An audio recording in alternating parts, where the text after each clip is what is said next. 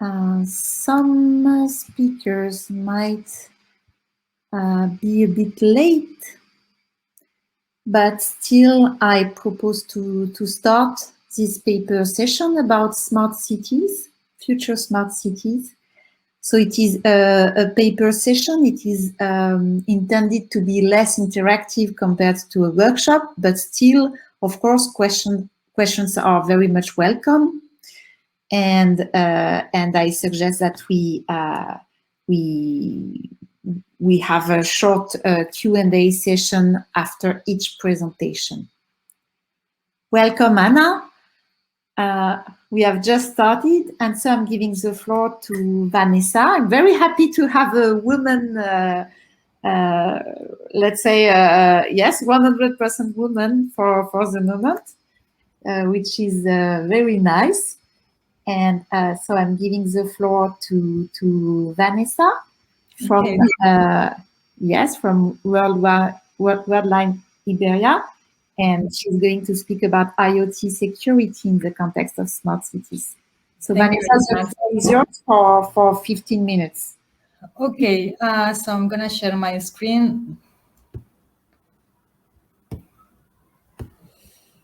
Okay, I hope you can see already.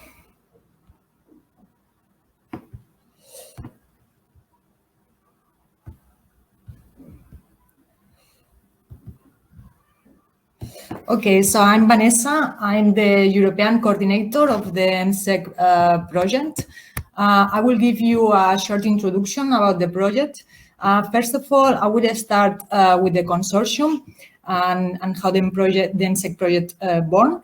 The MSEC project started in July 2018, and it is financed by the European Commission, but also by the NICT, the National Institute of Information and Communications Technologies, which is the equivalent of the European Commission in Japan.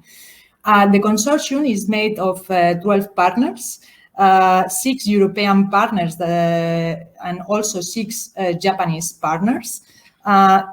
Mainly, the consortium is represented by 3 large industrial groups, which are Worldline, also NTT East from the Japanese side, and NTT DMC.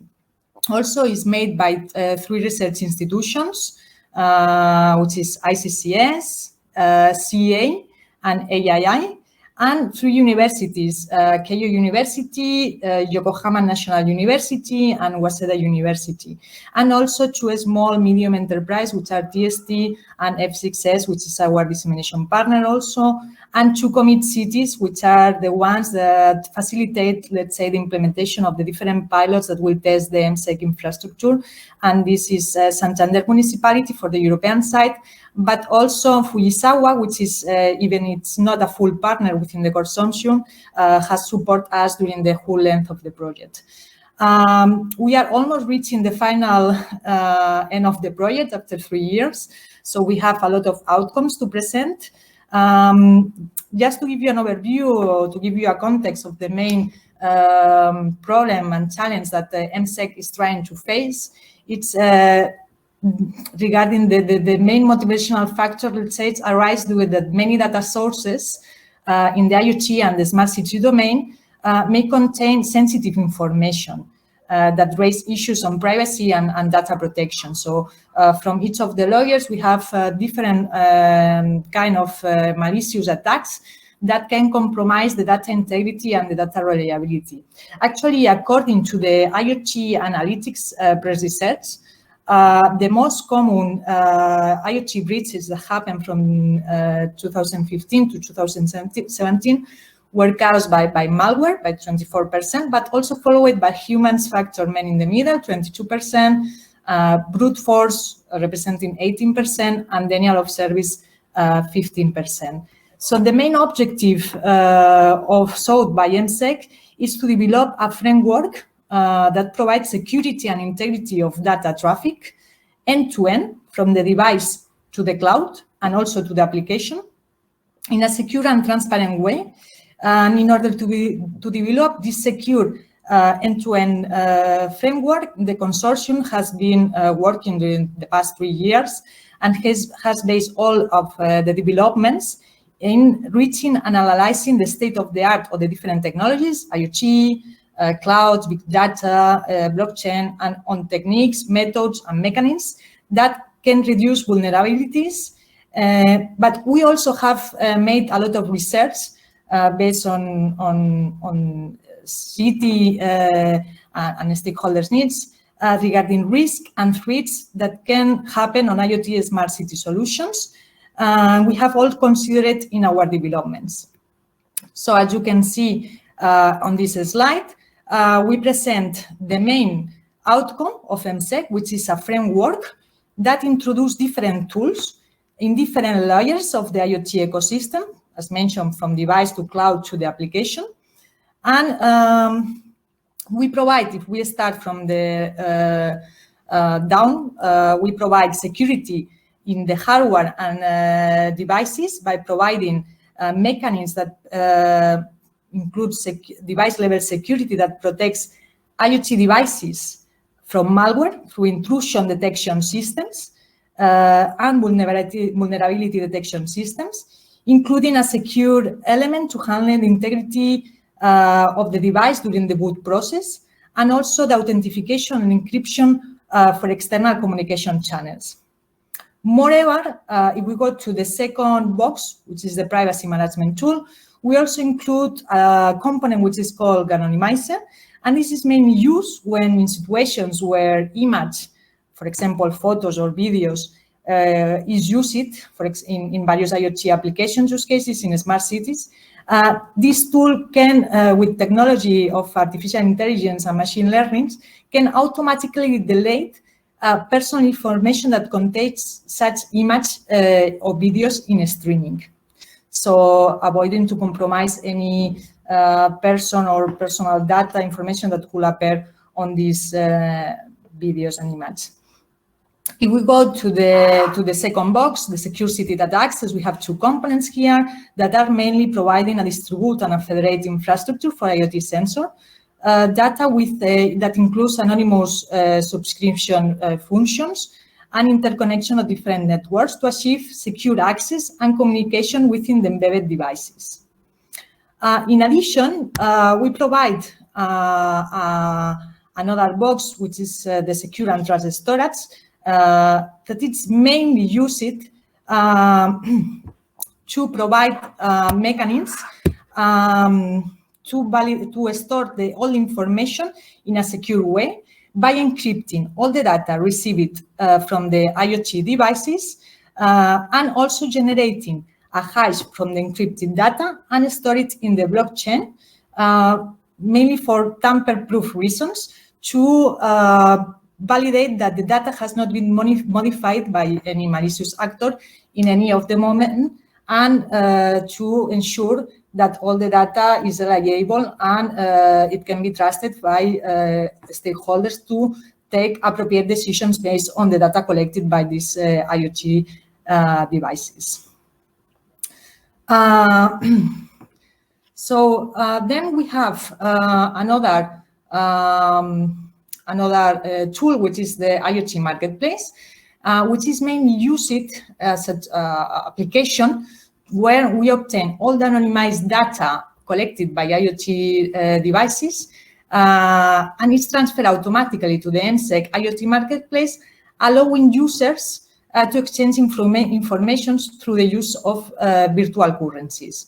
The marketplace also uses a component which is called the trust and reputation model, which enhances security and makes possible to evaluate the actual content shared in the marketplace, and ensuring the trustworthiness of the several actors participating in the chains of sharing data. We also have some tools also for the application.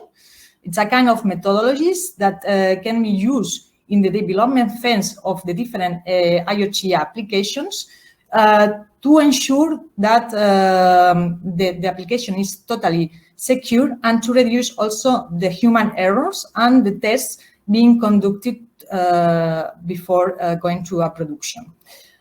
Finally, MSEC expands the security supported by an end-to-end functional group, which provides a fully interoperable security backend that enables actually authentication of parties, encryption of data, attestation of devices, and anonymization of data sources. So at the end, we provide different components within this framework, so they can be used by third parties to go beyond GDPR compliance by ensuring more all the data flow from device, cloud to application. All these components are going to be tested with different IoT applications developed for the purpose. These applications are going to be tested in Fujisawa, which is a city in Japan. It's a pioneer city which takes care of wellness tech, tries to avoid natural disasters, and provide sustainable energy. And also, we have pilots that are going to be tested in Santander, a city in Spain, which is also a global leader in citizen-oriented technologies. And we also have 2 use cases that are tested in a cross-border way, so at the same moment in both cities. Here you can see the different 5 use cases we have. We have use cases that are more environmental, like use case 1 and use case 3, which is more related to collect environmental data which, from sensors that are deployed in the city, as it is the case of use case 1, where we provide an application that allows citizens and visitors to go to a specific park in Santander and obtain environmental information to enrich their experience on visiting the park. For use case, for the other pilot that we are testing in Fujisawa, collects environmental data, and it can be visualized in a platform, so local governance can take decisions based on the data received, like, for example, air quality, temperature, and also we have other sensors that are placed on trucks that can provide information regarding the garbage disposal amount, or even if there is any damage in the infrastructure that needs to be solved. We have also another pilot that is being tested in Santander, and it's more related with home sensor devices. We provide a platform for teleassistant companies that they can monitor elderly people that they are at their home with these home sensors like bed occupancy sensor or motion sensor, or to detect if a door or a window has been open or closed. And based in a rules programmed in this platform, the teleassistant companies can see if the aging person is safe or not at their home, and if they have an alert, they can take appropriate decisions by calling or visiting the end user. We have another use case. We have 2 use cases actually that are cross-border, as mentioned before. One of the use cases is an application that allows to exchange photos, anonymized photos of specific themes, like, for example, a city spot or regarding gastronomy. And the application includes the Anonymizer function that allows to take a picture of the landscape and remove all the people that could appear on this landscape. And only the data collected, let's say, from the different use cases, but also if, as a stakeholder, I want to register sensors, I can register through the marketplace. This is an application that allows to visualize all the data collected from the sensors and buy, or even as a stakeholder, don't upload data sets to commercialize the data obtained through the IoT devices. So if you want more information, you can visit our website. You can find relevant initiatives, but also scientific papers that partners have developed during the length of the project, and also some outcomes regarding the deliverables, where you will find all the analysis and the research done, and also the access to the GitHub to obtain more information regarding the components and the documentation of the API in order, if you want to reuse it for your own purpose of develop an innovative IoT application that is secure. You can also visit us on LinkedIn and on Twitter. to get more information as they update from the latest news. So thank you very much.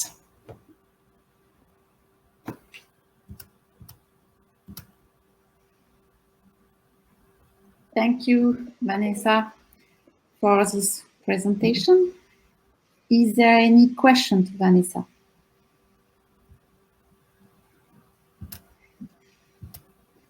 So if I may, I'm not an expert at all, so I'm going to ask something, let's say, more general. So if you would have one takeaway, one strong example to mention from your project regarding the collaboration with Japan, what would it be in terms of IoT security? What is different in Japan compared to Europe, or what is similar? Initially, challenges are quite the same, especially, well, we have two cities involved from the pilot trials, Spain and Japan, and are two of the cities that have the people with more life expectancy. Challenge occurred that how to protect aging people, or how to provide a more sustainable city with environmental data. What we have been able during these 3 years projects is also to be able to compare the two regulations applied to the different countries, the GDPR and the APPI, which is the equivalent in Japan. And 2 years ago, there were an adequacy agreement between Europe and Japan to make it equal, GDPR and APPI, but still there are a few differences that we have been working during the length of the project, and we have developed some common interface to provide the users the rights of forbidden, the rights of portability of the data, and so on. So it's also some of the tools we provide within the MSEC. Additional to all the security components developed. Mm-hmm. Thank you, Vanessa. Thank you very much. Good luck for the end of the project, and I think we are just in time. We can give the floor to Andrea to talk about Making City and technology selection assistance tool and positive energy balance calculations. So the floor is yours. Thank you. I will share my screen, okay. Hope you can see it. So yeah, as you said, I will be presenting some insights from Making City project. We presented 2 papers, one about our technology selection assistance tool that we have developed very recently, and another one about the positive energy balance calculations for city districts, with 2 examples, one in Groningen, in the city in Netherlands, and then another one in Torrelago in Spain. So, well, to start, I would like to give you an overview of Making City project. This project addresses and demonstrates advanced procedures and methodologies based on the positive energy concept. This concept is understood in the project as an urban area with clear boundaries that consists of different type of buildings that are actively manage energy flow between them, that produce renewable energy more than what is consumed within the district boundaries, to finally reach an annual positive balance.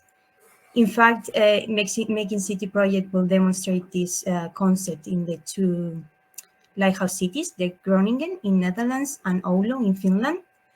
And the idea is to replicate the concept to the different follower cities. These replication studies are supported by different methodologies that have been developed in the project. One about the PET design methodology, another one about the calculation methodology, and another one about the PET technology tool that assists the cities in selecting different technologies. All these methodologies and tools helped on this replication process and capacitates the city to make decisions. But we might ask ourselves why positive energy districts are needed and why are so important. Well, as we know, cities have strong objectives and ambitions, like climate neutrality or decarbonization, of the cities. And actually, the energy transition needs to happen in these urban context areas, whereas it's through nearly zero energy buildings, the installation of renewable energy technologies, local energy communities, or suitable business models. Positive energy district is just a combination of the above mentioned solutions applied in a specific area. It allows to achieve, let's say, some of the impacts and objectives of the city at district scale. And to support this PET implementation and PET design, you need to install some solutions, like technical and non-technical solutions that can help you to achieve the positive energy balance and produce more renewable energy than what is consumed, and also fulfill the city objectives. So we developed a PET technology solution tool that asks the cities different questions, very easy questions, in different levels. Let's say the first one is the ambition. So what is the ambition of the city in applying the PET concept? For instance, if they want to achieve self-sufficiency. And then behind the tool, there's some algorithms that will recommend some technologies and some others, depending on the answers. So for instance, if they want to achieve self-sufficiency, then some storage solutions might be recommended. If they want to have a geographical boundary of the positive energy district, then some of the big power plants like the wind turbines or hydropower would not be recommended because these ones are usually located outside the geographical boundaries. And lastly, some district context characteristics are asked. I'm just showing some of the examples of the questions, but there are more. So for instance, if they would like to have to install PV on some envelope, or they have a space on some roof, then they will some of the technologies and solutions will be recommended.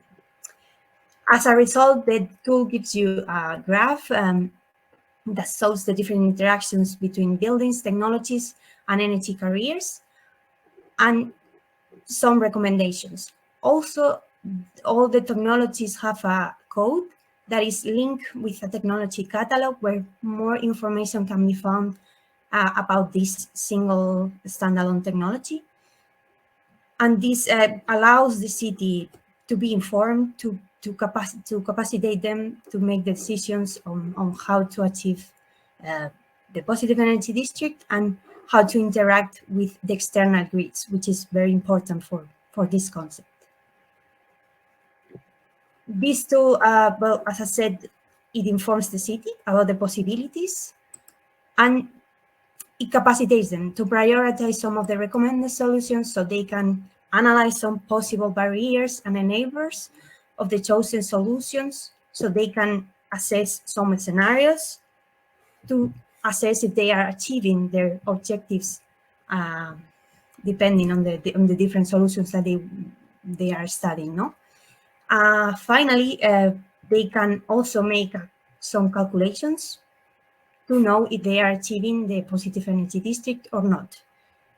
And for making these calculations, we developed within the project methodology, where different assumptions and approaches need to be followed at district level compared to a single building assessment. It's a bit different, let's say, and it's based on the ISO 52 standard. It's an 8-step methodology that the city follows to finally calculate and assess the energy balance at district level. For this paper, we actually performed 2 examples of calculations, one in Groningen and another one in Spain, and we compared the results between them. So for the Groningen case, which is one of the lighthouse cities that is applying and demonstrating the PET concept, there are 2 areas, one in the north and one in the southeast, and different interventions and technologies are being installed. For instance, they are improving the energy performance of the buildings, and they are installing geothermal energy, PV, and so on. For making the calculation, they separate the energy balance in two, one for the north area and one for the southeast area, and they achieve the positive energy balance in a different way in each of them. In the north part, they calculate the energy needs and the energy use to finally determine what is the energy coming from outside the boundaries, and therefore how much energy they need to export to compensate that. For instance, in the north part, they are importing some natural gas, a few amount, just to cover some part of the needs with a boiler, and what they need to do is to install PV to compensate that part, so they achieve a non-renewable positive energy balance. When the calculation is negative, then they are achieving the positive energy balance, because they are exporting more energy than they are importing. And in this case, in the north part, they are achieving a positive energy balance with almost 100 megawatt hours per year. In the south part, they do a similar calculation. They calculate the energy needs that they need to cover, the energy use, and then they identify the energy delivered. So what is coming from the outside and what is coming from the inside. So in this case, they have a high pressure digester that is used to produce heat and export it to a district heating network. At the same time, as in this part of the city, there is not so much space for PV installation, they need to import some electricity coming from the power grid. So this power grid consumption is compensated with the export of heat. And finally, they achieve a positive energy balance in terms of primary energy that almost is nearly 140 megawatt hours per year. In the case of the Torrelago district, which is another case included in the paper, in this one, this doesn't come from Making City project, but we wanted to test that it's also possible to use the methodology in other districts. And in this one, this comes from the City5 project, and they had 31 buildings supplied by a district heating network. This district heating network uses partially natural gas and partially biomass. So different scenarios are studied with different solutions to see if they can achieve, if this nearly zero energy district can be transformed into a bed. In the scenario one, the installation of PV and solar thermal is considered. In the scenario two, PV is considered, and then this district heating network supply is changed to 100% biomass. And in scenario three, there is PV installation and the replacement of the current district heating boiler that uses gas and biomass to a 100% biomass with a CHP, so a cogeneration unit that produces electricity and heat. Well, what it leads is that scenario one leads to a very high amount of PV to be installed, so it requires a lot of space because it needs to compensate this natural gas consumption to the district heating network. In scenario two, well, thanks to changing to 100% supply of biomass, then the achievement of positive energy district is, let's say, less. They require less surface because less PV is needed, and less non-renewable primary energy is consumed, no, to change into biomass, which is renewable. And then in scenario three is the one that requires the less space, but it leads to a higher investment because you need to replace the boilers with a CHP unit. But it's also possible, and it does not require PV in this case. So actually, as you can see, the different calculations are tricky because you need to take into account the different exchange of energy between buildings and external grids, and you always need to compensate if you are using some of the fossil fuels. These as conclusions, well, the project will demonstrate that methodologies can support cities in the decision-making routes for designing and implementing PETs, and the technology tool is just one example. Also, I show you the methodology that we developed for the calculation of the energy balance.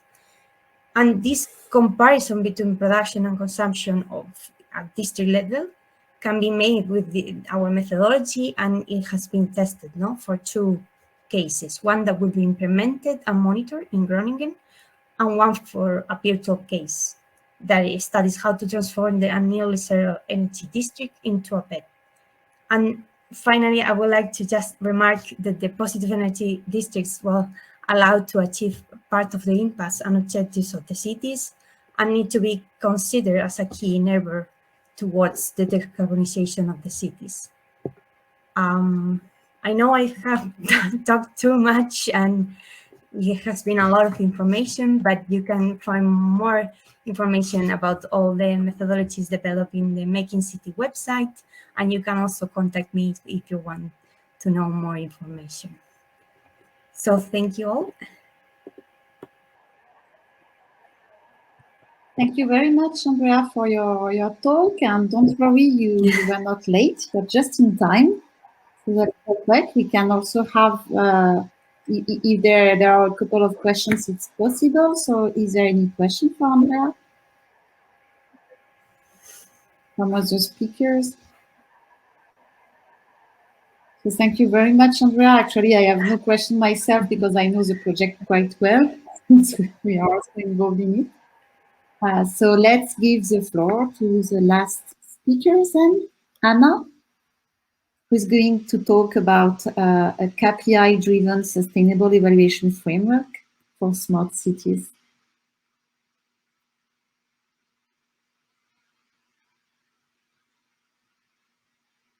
Anna, you have to unmute yourself and, if possible, to share your screen.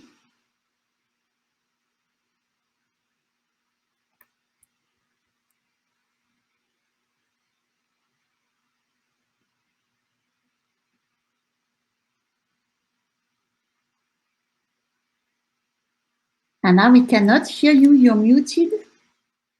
Anna, you have to click on the mic.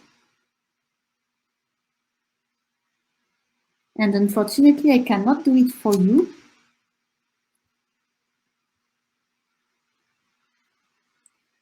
In principle, at the bottom of your window, you have an icon with a mic.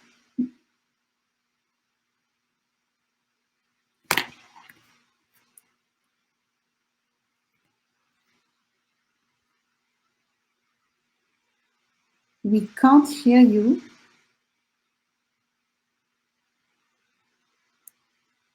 And we can't see your screen either.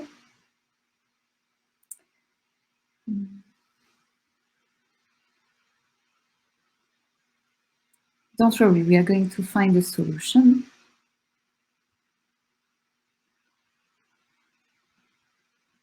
No, I can't unmute you, even though I have the possibility, but it doesn't work. So perhaps there is an issue with your mic, with your computer. And I'm afraid there is no way to join by phone or something else.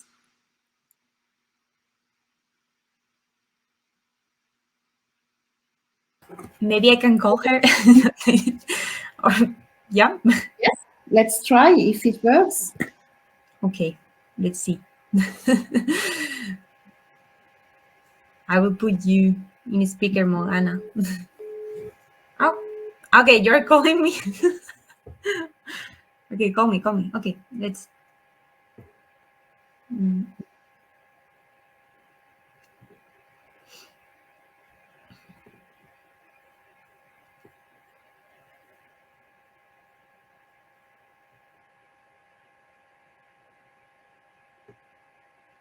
No.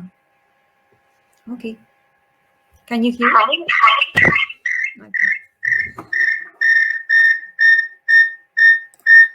Okay. Sorry for the inconvenience. Can you listen to me now? Can you listen to me now? Yes, quite well. Okay. Okay. It's because I have to put I have some echo, so I cannot hear you. But if you can listen to me, it's okay. Also, I had problems for sharing the presentation. So, Sophie, can you share the presentation? Sorry for the inconvenience. Thank you, Andrea, for the support. No worries.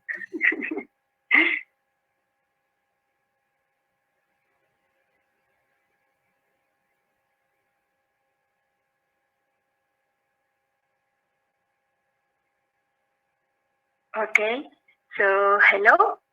My name is Quijano. I am working in the Technological Center CARTIF, and I am Andrea, who was the previous speaker, is a colleague from me. And today I will explain my Smart Life project and the evaluation framework defined in this project. Next slide, please, Sophie. So, in my presentation, I will provide a very brief summary of these projects and the evaluation framework defined to evaluate the actions implemented in these projects, and also the strategy followed in order to define the KPIs and the methods to evaluate the impact of these solutions, also some conclusions. So please, next slide. Well, My Smart Life is one of the 10 European projects funded by the European Commission through Horizon 2020 and the Smart City Calls, and has two main objectives. In one way, this project intends the demonstration of large-scale urban solutions in the fields of energy, mobility, and ICT sectors, and around 100 actions has been implemented in the 3 lighthouse cities that participate in this project, that are Nantes, Hamburg, and Helsinki. This project also has another objective, that is the urban transformation of the cities involved through advanced urban planning. For reach this objective, in the project also has been developed a methodology in order to define the replication plans basis on these technologies that has been implemented in the lighthouse cities. So all this process allows cities to develop the SECAs and the S.A.U. This second process is not only applied in the 3 lighthouse cities that has been tested the solutions, but also in other cities that are named follower cities that are in the project to replicate these solutions. And the 3 follower cities that are working in My Smart Life are Palencia in Spain, Biscot in Poland, and Rijeka in Croatia. Next slide. The project has 5 years of duration, a budget of 21 million euros, and is coordinated by CARTIF. The consortium consists of 27 partners that work in the implementation of these solutions and the posterior evaluations in the urban planning, and also in perform some activities for disseminate the project results and also to exploit in the future these project results. The 3 cities have implemented a lot of actions. I told you before, around 100 actions that are merged in different interventions. So this project or these cities intend the development of retrofitting in buildings, also with the retrofitting of buildings and also the construction of new buildings with the integration of renewables, storage solutions, and also smart controls but not only work at a demo scale, these cities also implement a city infrastructure for provide thermal and electrical energy, with renewables. Also, these cities have deployed a lot of electrical vehicles and charging stations, and develop city service with the use of data that has been collected during the project, and that these data are used for the evaluation, as I'll tell you later. And finally, sorry, the previous one. And finally, these cities and these projects, in order to make possible the implementation of the solutions and also to facilitate the replicability of the technologies, other types of activities are implemented. These activities are has as objectives the engagement of citizens, teach staff municipality, define new innovative business model, and also new policies. Next slide, please. So now that you have an overview of the project and the type of the solutions that intends to implement or has been implemented, in fact, I would like to tell you the strategy followed for defining the indicators that help in the evaluation of the impacts and performance of the solutions. So the project has different steps in order to do this evaluation, which consists in the definition of the evaluation framework and the monitoring program, which is performed by research entities with the support of technological providers, and also with the collaboration of cities, in order to define which is the objectives to be evaluated and the KPIs to be used. Also, in the step 2, these entities define the monitoring programs, which establish which are the methods used in order to collect the information from the buildings, city infrastructure, and vehicles. So, with these requirements, cities install sensors in buildings, the infrastructure and mobility, collect this data, and in the final step, all these partners analyze the quality of the data in order to guarantee that the data to be used for the calculation of the KPIs are proper, and in the final step, calculate the KPIs that are the tools used for estimate the impact. Next slide, please. So, as you can see, the evaluation framework is the first step, and is very relevant to define very well, because it's the basis for calculate the impact and the performance of the solutions. So all the partners involved in the evaluation and the monitoring of the actions identify in the first place which are the objectives to be evaluated, and to do it, considers the concept, the smart city, define it in the project of My Smart Life. Then research in previous initiatives the indicators that can be used for calculate the impact. For example, some of these initiatives that the project has used are skis, city keys, or standards, or some something that is very relevant in this project is reuse the information of the KPIs that other projects has been used for evaluate similar solutions. So in this case, we have used KPIs that other projects like Remote Urban, City5, or Replicate, or Smart Cities had defined in their evaluation framework. Then the indicators are well described, and finally, methods of evaluation are established.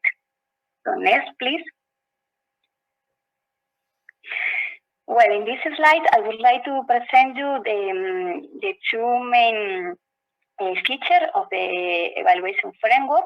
In one, this framework has an holistic approach because it allows to evaluate the solutions and the impacts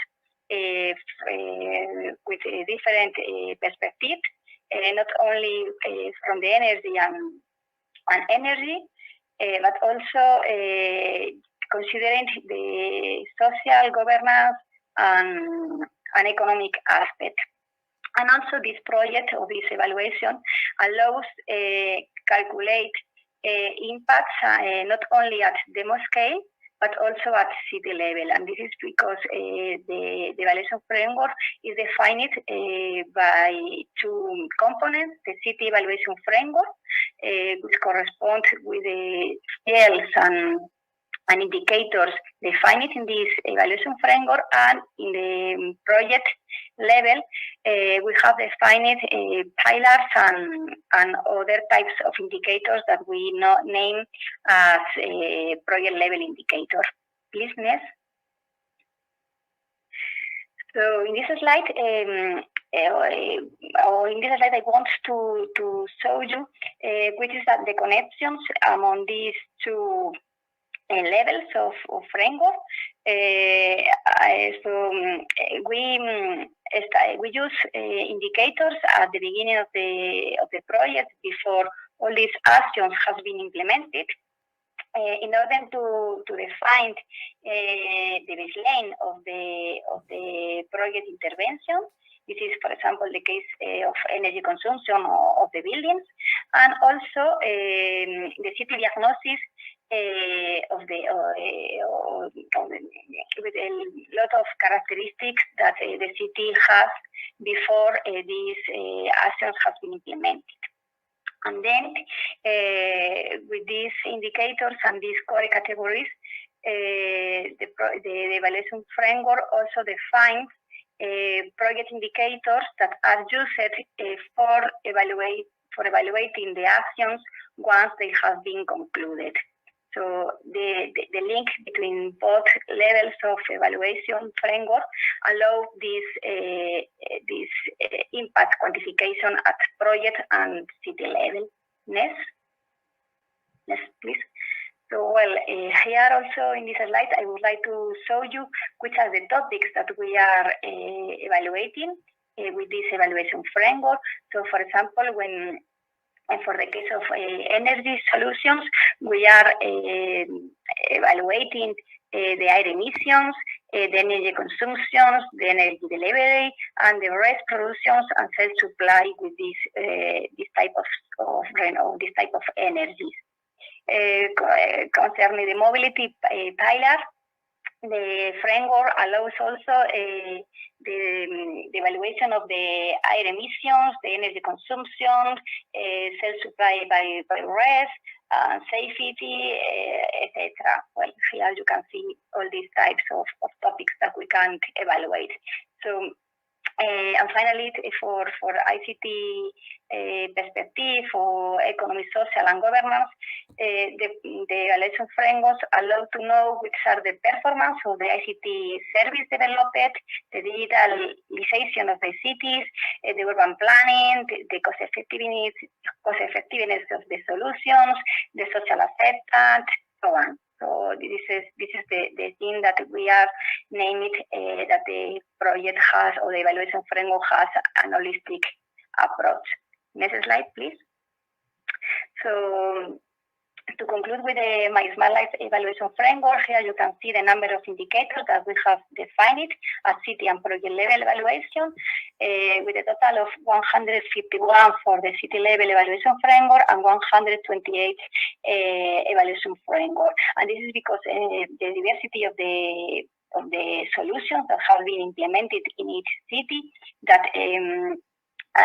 make to have a extended number of indicators, and also the difficulty to calculate some of these indicators for some cities. So at the end, all these indicators are available for being used for the cities, and we try to use as much as possible the common indicators to do some comparisons among cities.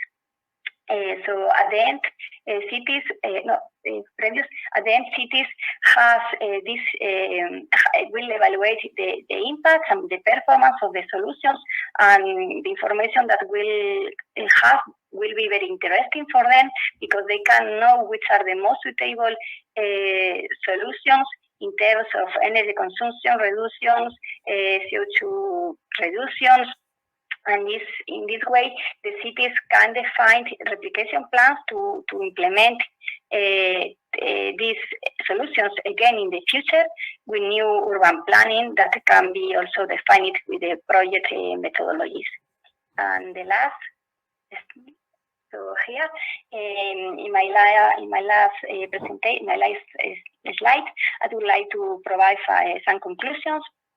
So the evaluation framework defined in my Smart Life has been performed in the project, and has a specific feature that can be also applied not only in the 3 cities that has been validated during the project, but also in other cities that wants to evaluate the impact that the cities has that the solution has in their cities. And a challenge that we have had in the project is also something very remarkable, because to define common set of KPIs and assessment methodologies between all the partners involved in this process is not a task very easy, because it's needed a lot of iterations, and at the end, cities define the KPIs that they can evaluate and the assessment methodologies that they can implement. Well, this is something that at the end we have achieved, to have common set of KPIs and assessment methodologies, but it was a challenge to reach this process. And this is all from my side. Thank you. And well, all my presentation is based in some deliverables that are in the website of My Smart Life. So you have you want to have a look to these deliverables, they are available. So thank you for your time.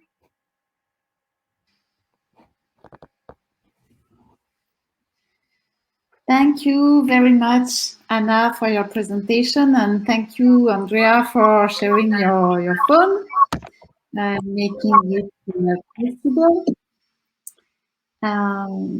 Is there any question for Anna?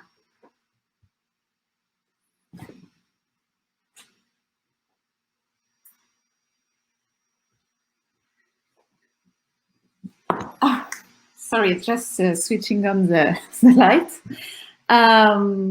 So if there is no question, well, actually we are just in time. We can close the paper session. So let me just thank the speakers, of course, and also remind that the session has been recorded, and the recording will be made available on the website of the conference, Sustainable Places. So, of course, do not hesitate to disseminate this recording to your network. And I wish you a good evening and a good conference if you continue with the other sessions tomorrow and the day after. And thanks again to the speakers. Bye-bye.